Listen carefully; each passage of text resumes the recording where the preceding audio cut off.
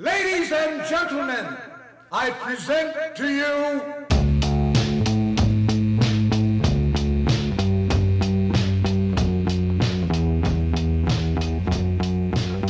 Hey there, welcome to Self-Inflicted Aural Nostalgia, the Guided by Voices podcast.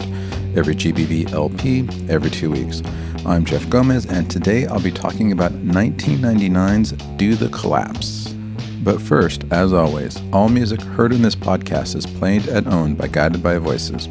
Any reviews or materials cited are owned by their respective creators, and of course, I couldn't do this without Jeff Warren's Guided by Voices database located at gbvdb.com.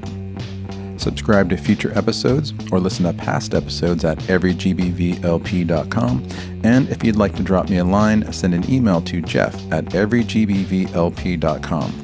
Now let's get to the show.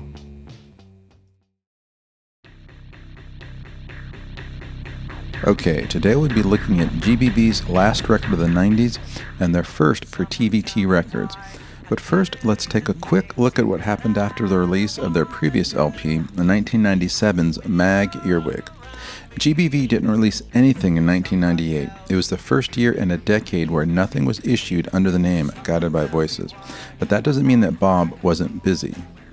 1998 saw the release of Pollard's second solo record, Waved Out, which came out on Matador Records. It's a short record at 15 tracks and clocking in at 34 minutes. It's an okay record that has some lo-fi ramshackle songs and some which are just plain annoying, for example, Showbiz Opera Walrus.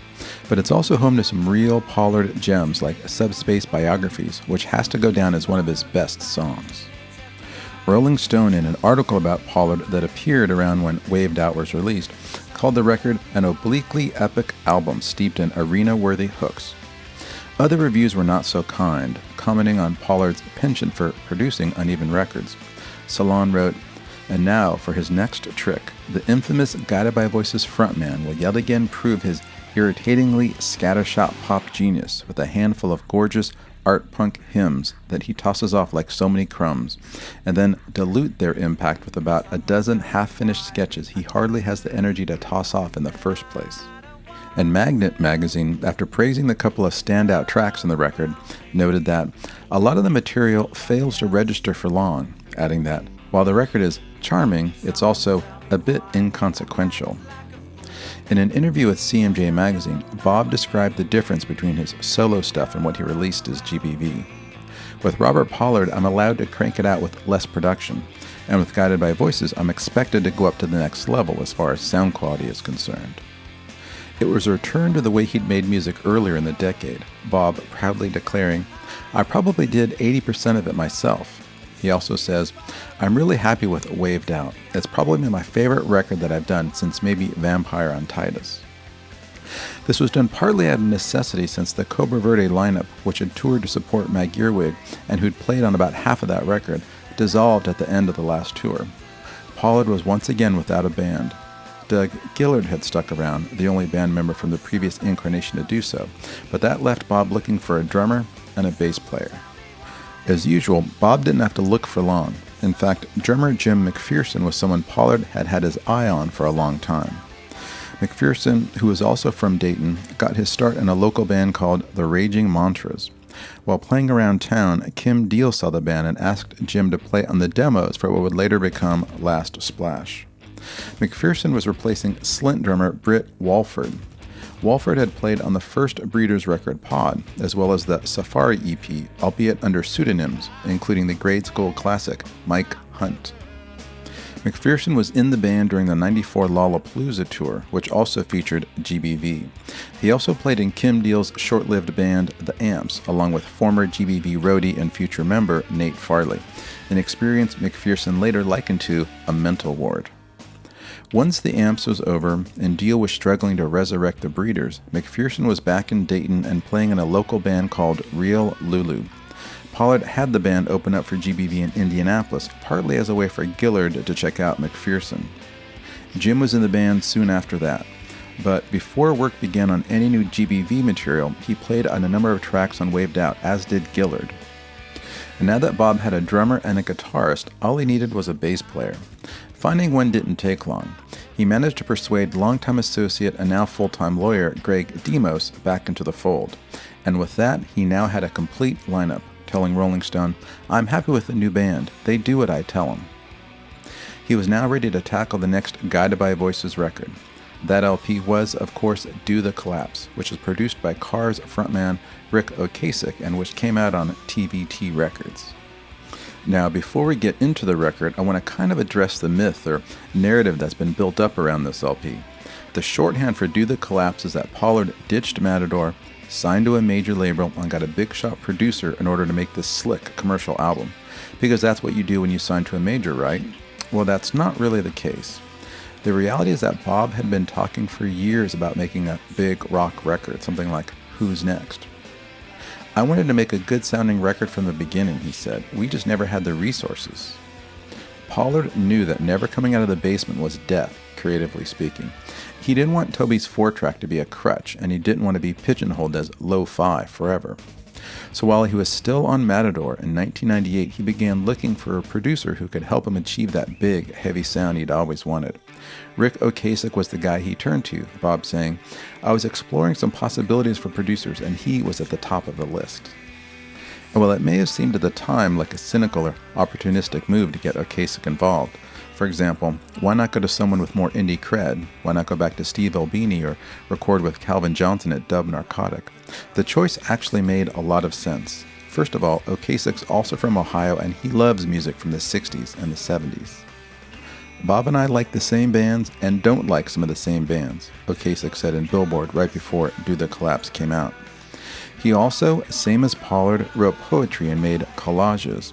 And in addition to GBV, he'd produced a number of indie or alternative bands, including, and maybe most famously, Weezer's first record, as well as Possum Dixon, Bad Brains, Suicide, and a band that Doug Gillard would later join, Nada Surf. All of that being said, the group he produced right after GBV was Hanson. Matador was fine with the choice, and the record was made for $90,000. According to Matador label head Gerard Cosloy, this was when the trouble began. GBV's managers began breathing down his neck to release the record as part of the deal Matador had with major label Capitol. More on this in a second.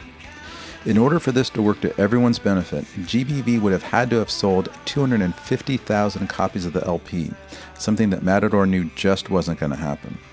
And once Matador balked at going the major label route, Pollard began looking for a new record company. He quickly discovered there weren't as many people interested in the band as there had been a few years prior. However, Adam Shore, the A&R guy who also signed Brian Jonestown Massacre, was a huge fan of the band, and he signed them to the label he worked for, TVT Records. And this is where we get into the whole idea of GBV jumping from an indie to a major. Matador's not quite as indie as you think, and TVT wasn't exactly a major. All throughout the 90s, Matador had relationships with major labels, first with Atlantic from 93 to 96, and then with Capitol from 96 to 99. In fact, when Matador made the switch in 96, they were, according to the LA Times, the object of a fierce 5-month bidding war. Capitol ultimately prevailed, paying somewhere in the neighborhood of $10 million for a 5-year joint venture agreement. And even though I occasionally flipped through Maximum Rock and Roll in the 90s, I'm not some straight-edge indie purist. I'm not at all faulting Matador for their corporate ties. Getting bands into studios, getting them on the road, and putting out record takes lots of cash. But it does seem odd to me that Matador often gets talked about in the same way as labels like Teen Beat or K, which were truly 1 or 2 person DIY operations. And then of course there's Dischord, who'd rather go out of business than take corporate cash. Plus, the label that GBV eventually signed to, TVT, was no Warner Brothers or RCA. In fact, you could argue that GBV going to TVT was actually a step down from working with a Capitol-backed Matador. TVT was founded by Steve Gottlieb in 1985. He's the same age as Pollard, and he's a smart guy, with a degree in literature from Yale and a law degree from Harvard. The label was launched with a double record, Television's Greatest Hits. It was, as the name implies, a collection of theme songs from hit shows of the 50s and 60s. In fact, the original name of the label was TV Tunes, which was later shortened to TVT when the label began to branch out and sign bands and put out original music. One of the label's first big successes was 1989's Pretty Hate Machine by 9 Inch Nails. The label solidified its place in the industrial music scene when it bought the Chicago label Wax Trax in 1992. TVT was also an early internet pioneer, making its entire catalog available for purchase online in 1999, and in 2000 it began to act as a distributor for other labels. However, as big as TVT ever became, it was never a major label. The New York Post described it as one of the largest independent record labels in the country. Incidentally, TVT was forced into bankruptcy when it lost a court case in 2007. Its assets, which included the 2 records GBV recorded for the label, were sold to digital music label The Orchard. They're still around and they continue to hold the rights to these records today. And while TVT didn't have the indie cred that Matador had, the label had recently received an infusion of cash, $23 million to be precise, and that would help get GBV in front of new audiences. Another aspect of the deal that was different from Matador was that TVT didn't mind how many records Bob put out. Their A&R guy even went so far as to say, Matador felt that Bob's solo albums cannibalized GBV's sales. We don't. The deal was that TVT had a 10-day first look option on all of Bob's stuff, and, if they passed, Pollard was free to do whatever he wanted with it. This arrangement, not to mention that Pollard went back to releasing his own stuff, would open up the floodgates in terms of new material. In 1999 alone, the year Do the Collapse came out, Bob released, as part of his new Fading Captain series, another solo LP, Kid Marine, the Doug Gillard collaboration, Speak Kindly of Your Volunteer Fire Department, and debuts from 2 new side projects, Lexo and the Lepers and Nightwalker. Do the Collapse was recorded at Electric Ladyland, the famous studio built by Jimi Hendrix shortly before his death. Located in New York's Greenwich Village, on the site of an old nightclub, it's a legendary facility that continues to draw bands from all around the world. A huge number of artists have recorded there, including a bunch who I'm sure Pollard admires, such as John Lennon, David Bowie, Led Zeppelin, The Clash, The Rolling Stones, Kiss, and many, many more. And while Rick Ocasek was a good fit for the band, a few problems quickly emerged. For one thing, he was so famous that the guys were nervous to be around him. I was really anxious and scared to meet with him, Pollard said, but he turned out to be really nice. Jim McPherson felt the same way, saying, When I actually got in the studio, I freaked out and lost my shit, looking through the control room glass, seeing Rick Ocasek, who I idolized in high school. To ease the drummer's nerves and to show that he's just a regular guy, Ocasek took McPherson for a walk around the city. It seemed to work, since McPherson quickly completed his parts and returned to Dayton. Another problem was that Ocasek didn't allow drinking in the studio. Obviously, this was hard for Bob, who, as you may have heard, likes to have a beer or two. But even this wasn't too big of a deal, and the record was completed without much fuss.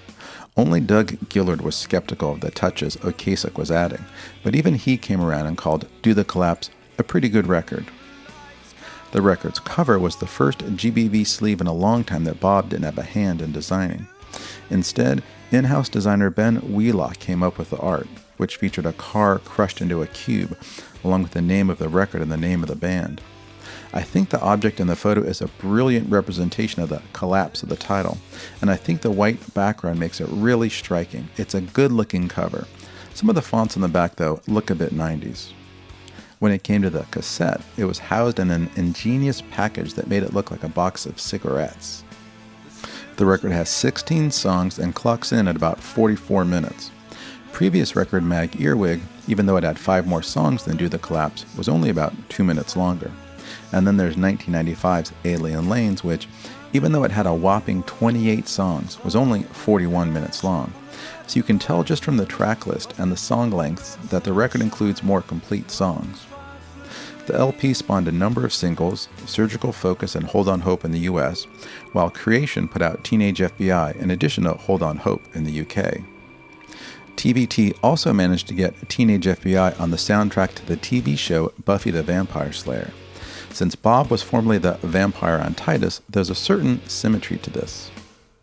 According to Billboard, the songs for the Buffy soundtrack were hand-picked by Buffy creator and director Joss Whedon and reflect the various moods, from ultra-edgy to sweet pop the series spans.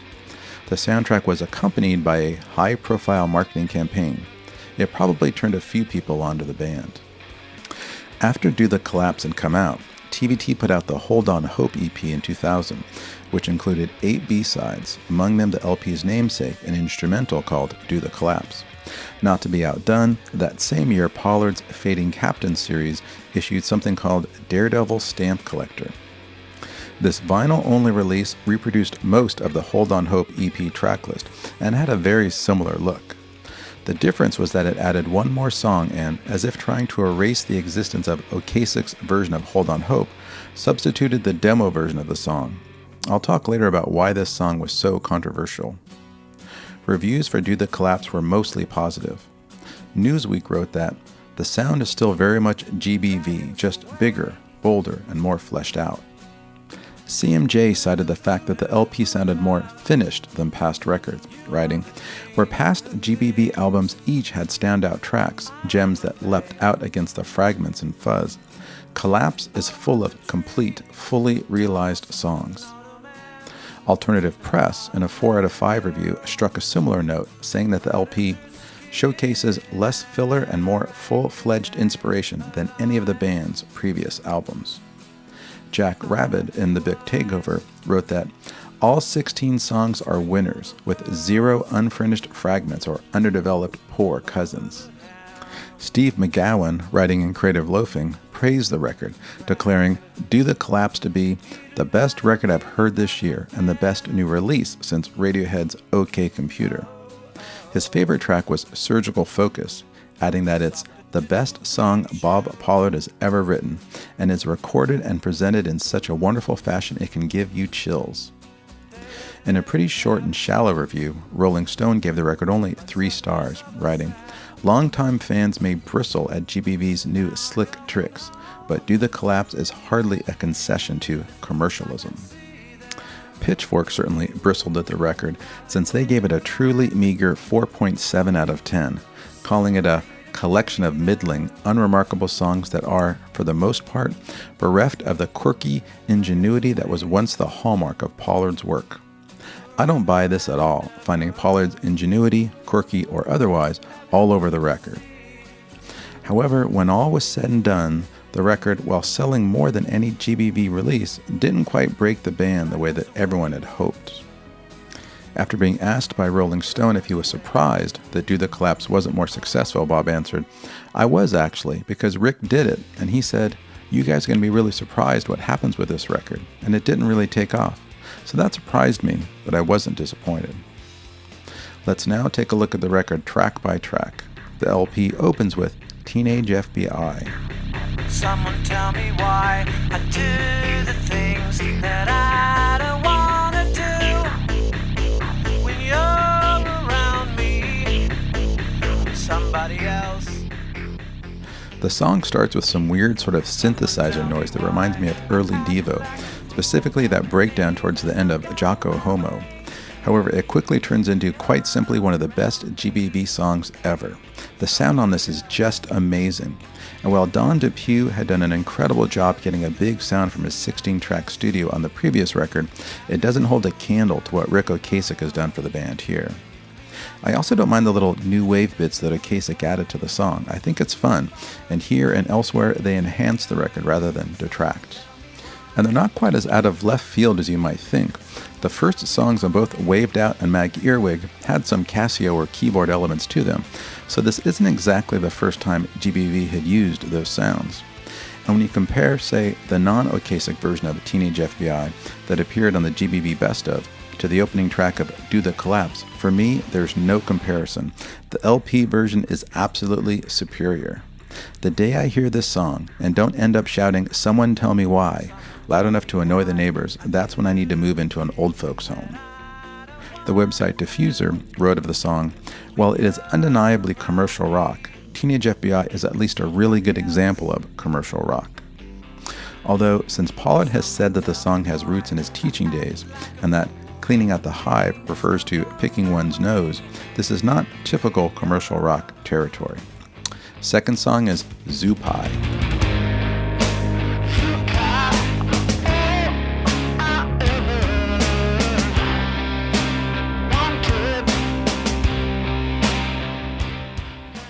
This starts as a really heavy song. Doug's doing great stuff on guitar, and when Pollard sings about wanting to be a man, he's got that perfect 70s heavy metal sound. Towards the end, with some background vocals, the song veers back into the group's usual Beatles-esque territory. Third song is Things I Will Keep. Coded ancient decrees, unlock the timers and strike the chimers in my sleep. The song starts with a synth sound that runs through the entire track, probably an Ocasek touch. It adds a lot. Jim McPherson sounds great on the drums, and Doug Gillard proves on this song yet again what an asset he was becoming to the band. His guitar flourishes throughout the song sound amazing. The lyrics have a great cadence to them, Bob writing, "Coded ancient, O brightness we shall see, loaded up at night when we shall flee." The way he sings these words and knits them into the melody is really amazing, and it's something he does in dozens of songs. Bob uses language for its effect rather than its meaning. English comedian Stuart Lee talked about Pollard's songs being more about rhythm and what words sound like, rather than them having a literal explanation or some grand point. He's got a brilliant feel for where a consonant goes or whether to extend a vowel, says Lee, adding that Guided by Voices and The Fall are the best bands of the last 30 years. It's just a great song, a standout track from the record and one of the best of the band's career. In fact, Pollard has said it's his favorite song from this record and that it inspired the sound of a lot of the songs on the next GBV record, Isolation Drills. Next is Hold On Hope. Every street is dark and folding out mysteriously.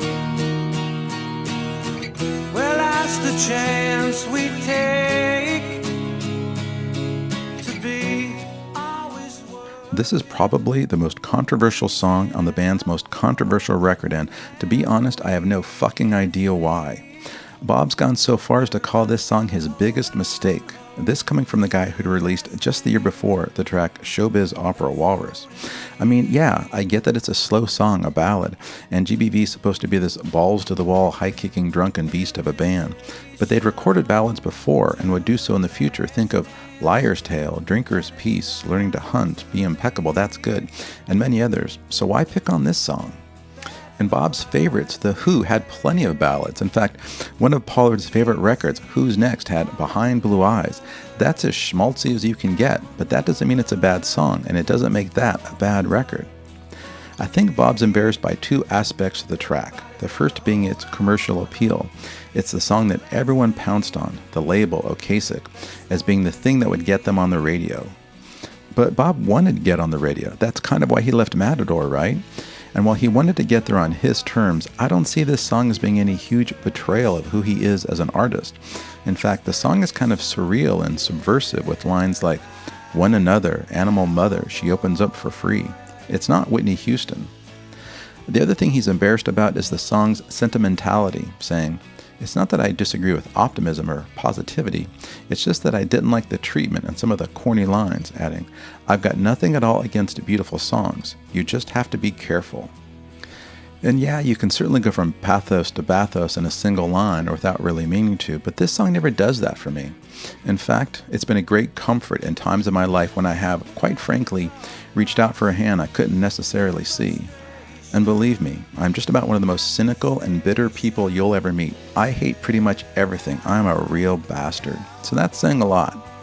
And if the Village Voice wants to be snarky and call Hold On Hope the best collective soul song ever recorded, I couldn't give a shit. I like it. As maligned as the song is, it was redeemed in the eyes of a lot of people when, pretty much to everyone's surprise, Glenn Campbell covered the song in 2011 on his record Ghost on the Canvas. The LP's release was accompanied by the news that Campbell, the voice behind classic songs such as Wichita Lineman and Rhinestone Cowboy, had Alzheimer's and was retiring from show business. This was intended to be his last record. The LP, a mixture of originals and covers, got a great response, with several reviews and write-ups singling out Campbell's emotional delivery of Hold On Hope as a highlight. One blogger wrote, "I knew the song before he sang it, but I never really felt it." Another wrote that when Campbell covered the song, The lyrics not only mattered, they resonated, adding, "Think of where he was when he sang that, knowing he was fated to do his own collapse, and you just might experience the feeling of someone walking over your own grave." The website Diffuser actually put it as number 6 on a list of the 10 best GBV songs, writing, "While most Pollard fanboys dismiss it at his weak attempt at writing a modern rock hit single, when it comes down to it, the Rick Ocasek-produced Hold On Hope is GBV's finest pop moment. An aching ballad with swelling strings and layered vocal harmonies, it's admittedly not stylistically in the same universe as most of Pollard's work, but you'd be a fool to deny how great Hold On Hope truly is. I rest my case." The next song is In Stitches.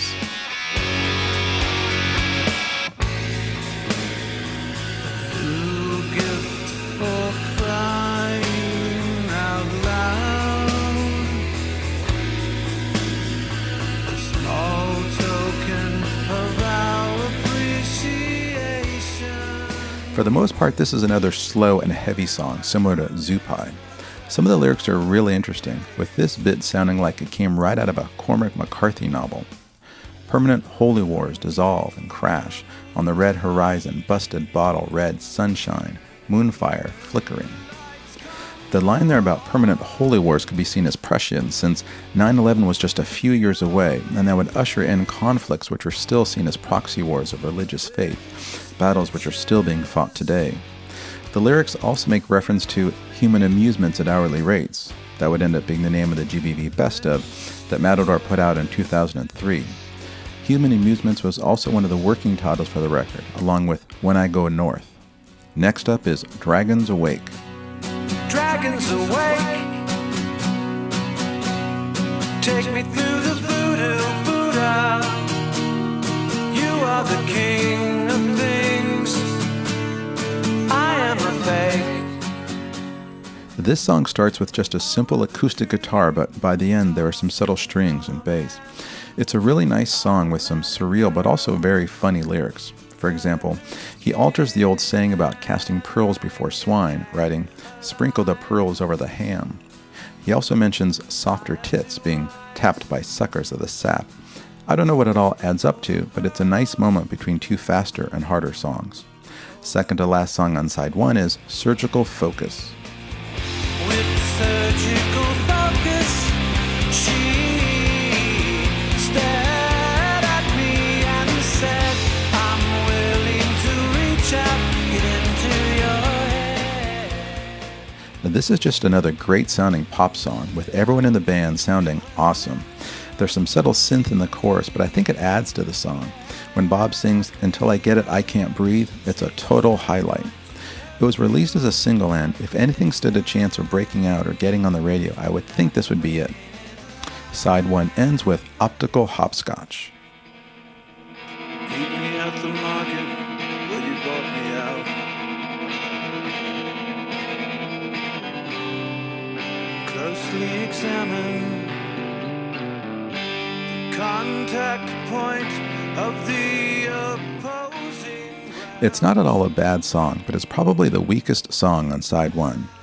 The opening lyric of "Meet me at the market where you bought me out" goes back to some of those bitter songs he was writing around the time of Propeller. By the end of the track, there's some really effective use of backing vocals, as well as Bob saying, "Look." It's a good song to listen to on headphones.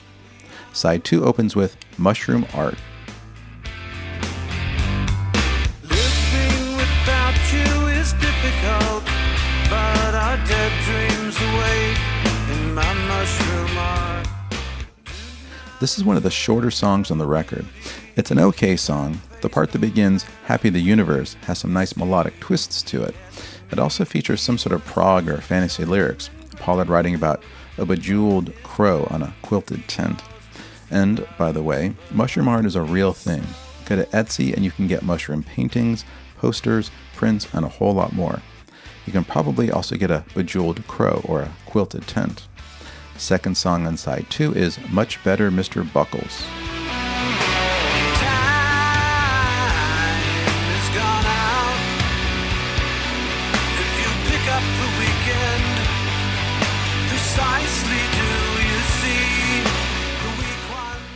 This is another okay song. It doesn't have any distinct melody to it, though the choruses are nice, and there's some good guitar work by Doug Gillard. And I'm not sure which Mr. Buckles Pollard's writing about, but there's a wholesale belt company in Australia called Mr. Buckles. You can visit their website at mrbuckles.com.au. Third song on side 2 is Wormhole. I am an earthworm following. There is a nighthawk watching me crawling. This song is not about astronomical wormholes, but rather regular, literal ones. Pollard starting the song by declaring, "I am an earthworm." He later crawls into a hole, hoping to be safe again. It's an interesting premise, going back to the comparison of humans with flies on the same place the fly got smashed. We can be swatted by life just as easily as an insect can. And in this song, whether you're a worm or a human, we're all going to end up in the ground, where, as Bob writes, the soil is rich and muddy in the riverbed, and the worms feed on the urgent promise of the dead tonight. It's reminiscent of the final stanza in the last of Wordsworth's Lucy poems, where he writes of the idealized but deceased title character. No motion has she now, no force. She neither hears nor sees. Rolled round in earth's diurnal course with rocks and stones and trees. And with, one can presume, Pollard's earthworm. Next up is Strumpet Eye. Strumpet eye, eye, eye, eye. Drop me low, hey, she got me to go. This is another one of the shorter songs on the record. It also takes a while to get going, but once it does, it's a lot of fun.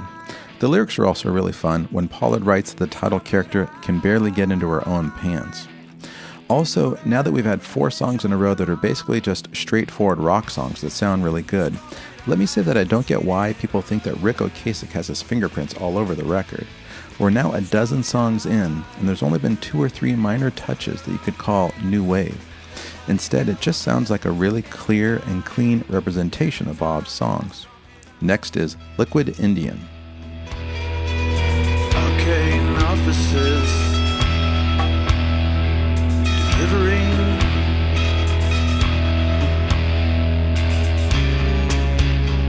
deluxe information. This is kind of a weird song. I agree with Steven Soderbergh where he says that the chorus gives him goosebumps. It's definitely the best part. It also kind of reminds me of the chorus to the early Devo song, Day My Baby Gave Me a Surprise. And while the verses have some playful language, the song doesn't really hang together for me. In fact, I think this record suffers a bit from its sequencing. Side 1 holds all 3 singles from the LP, and the second side doesn't have any truly memorable songs. So, for me anyway, Do the Collapse starts to run out of steam at this point.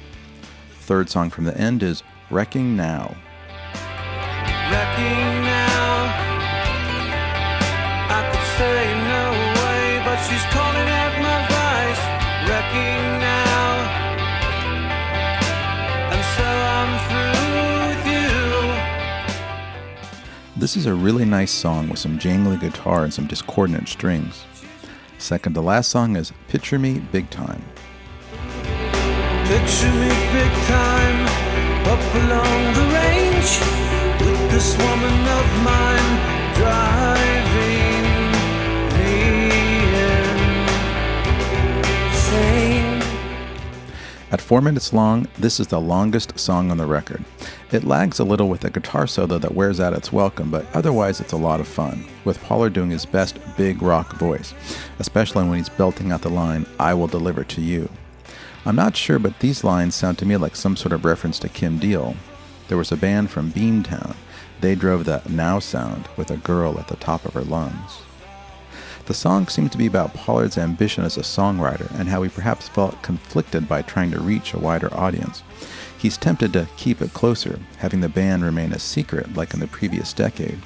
But then again, he has words that speak to everyone, which only he can deliver. Bob has, I would argue, been fighting this battle for most of his career. He started GBV by making records he didn't want anyone to hear.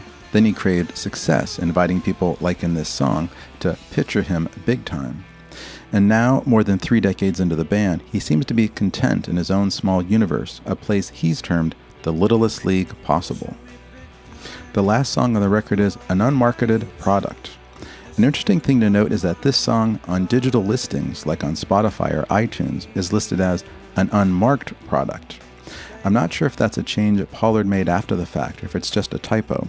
After all, the word stitches is misspelled in the digital listings for the song In Stitches. It's missing its second T, so maybe it's just a mistake. An unmarketed product is shining clear for many years. The kind it takes you to put up and shut out the fears for many years. How did these things come in to our lives so obtusely? It's a fast song that reminds me of Shocker and Gloomtown or Game of Pricks. It's the shortest song on the record at barely a minute long. Either way, this seems like another track where Bob's commenting on his own status as an object of commerce, something to be bought, sold, and indeed marketed. This makes it similar to songs on prior records like I Am Produced and Lord of Overstock. Pollard not only had to sell records but recoup his advance, something he references with the lines, "And if you have any luck, you'll get ahead before you're dead." It's a fun song and not a bad way to end the record.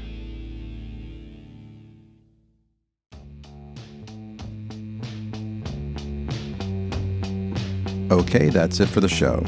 Next time, I'll be looking at LP number 12, 2001's Isolation Drills, the first album of a new decade and the last for TVT. Pitchfork said it marked the end of the childlike charm that Pollard had sprinkled throughout his earlier work. Hear why in 2 weeks. Until then, subscribe to the show, leave a review, and God bless the Monument Club. Diss on the sexless.